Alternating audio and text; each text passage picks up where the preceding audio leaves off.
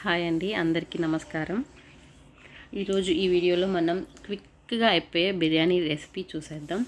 వీలైతే ఈ ఛానల్ని సబ్స్క్రైబ్ చేసుకొని నన్ను సపోర్ట్ చేయండి. బిర్యానీ రెసిపీలోకి వెళ్తే మనం ఫస్ట్గా రెసిపీకి ఏమేమి కావాలో చూసేద్దాము. ఫస్ట్ పుదీనా, కొత్తిమీర, పెరుగు, ఆనియన్స్, చికెన్, అల్లం వెల్లుల్లి పేస్టు, ఉప్పు, కారం, మసాలా పౌడర్సు, ఇంకా నార్మల్ లవంగం, చెక్క, ఇవి ఆకులు అవి వేస్తాం కదా, బిర్యానీ ఆకు అవి అన్నమాట. సో ఫస్ట్ కుక్కర్లో ఈజీగా అయిపోతుందండి ఈ బిర్యానీ. ఫస్ట్ కుక్కర్ హీట్ అయ్యాక ఆయిల్ వేసుకుంటున్నాను. సో కొంచెం ఆయిల్ బిర్యానీ కొంచెం ఎక్కువ పడుతుంది అన్నమాట.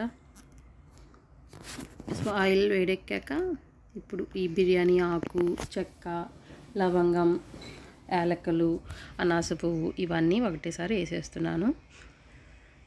అవన్నీ వేసాక కొంచెం అవి ఫ్రై అయ్యాక నెక్స్ట్ ఆనియన్స్ ఏంటంటే కొంచెం 3 మీడియం సైజ్ ఆనియన్స్ వేస్తున్నాను. ఆనియన్స్ ఎంత ఎక్కువగా వేస్తే మనకి బిర్యానీ ఫ్లేవర్ అంత బాగా టేస్టీగా వస్తుందండి.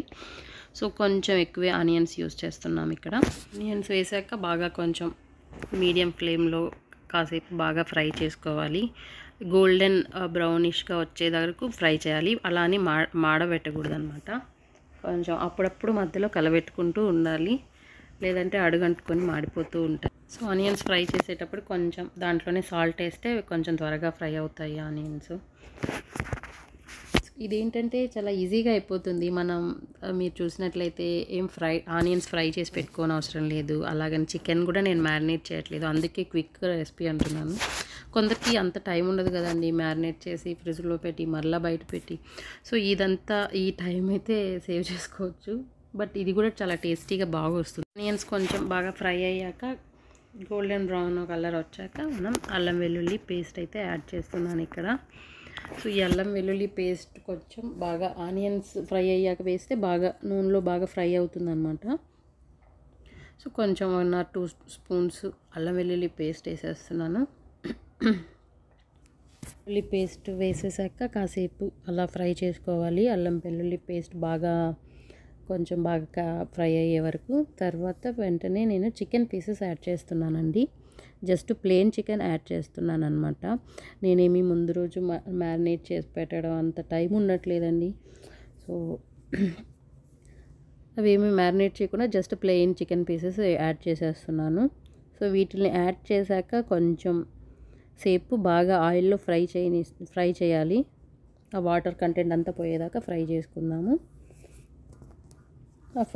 ఈ ఫ్రై అయ్యేటప్పుడే కొంచెం అది ఆయిల్లో కలపెట్టుకున్నాక నేను నెక్స్ట్ పెరుగు వెంటనే యాడ్ చేసేస్తున్నాను అనమాట. ఎందుకంటే ఈ పెరుగు స్టార్టింగ్లోనే యాడ్ చేయటం వల్ల నీకు ఈ పీసెస్ ఏవైతే ఉన్నాయో అవి కొంచెం సాఫ్ట్గా మెత్తగా బాగా ఉడుకుతుంది అనమాట. కాసేపు ఫ్రై అయ్యాక ఇప్పుడు ఇందులో నేను అన్ని మసాలాస్ యాడ్ చేసేసాను. లైక్ గరం మసాలా, చికెన్ మసాలా, బిర్యానీ మసాలా, కారం, అవి ఈ 4 యాడ్ చేసేసాను. సో ఇలా కొంచెం బాగా ఫ్రై చేయాలి.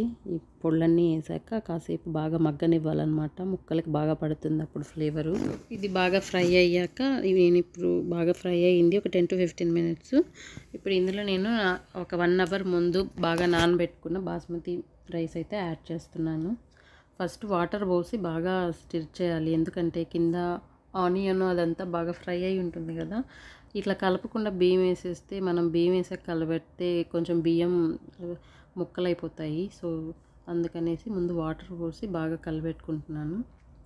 సో ఇప్పుడు ఇందులో మిగతా రైస్ కూడా యాడ్ చేసేస్తున్నాను. సో రైస్ అంతా యాడ్ చేసేసాక మనం మళ్ళీ ఒకసారి బాగా కలపెట్టాలి, లేదంటే అడుగునున్న ఆనియన్స్ అంతా అడుగంటుకొని పోతుంది అన్నమాట బిర్యానీ. సో అది అడుగు అంటుకోకుండా ఉండాలి అంటే కొంచెం కింద అదేమీ అంటుకోకుండా బాగా వాటర్ అంతా బాగా కలబెట్టాలి. సో అప్పుడే మీకు బిర్యానీ ఫ్లేవర్ అది బాగా వస్తుందన్నమాట. లేదంటే అక్కడ అడుగు అట్లా ఉండిపోద్ది, పైన అంతా రైస్గా ఉంటుంది.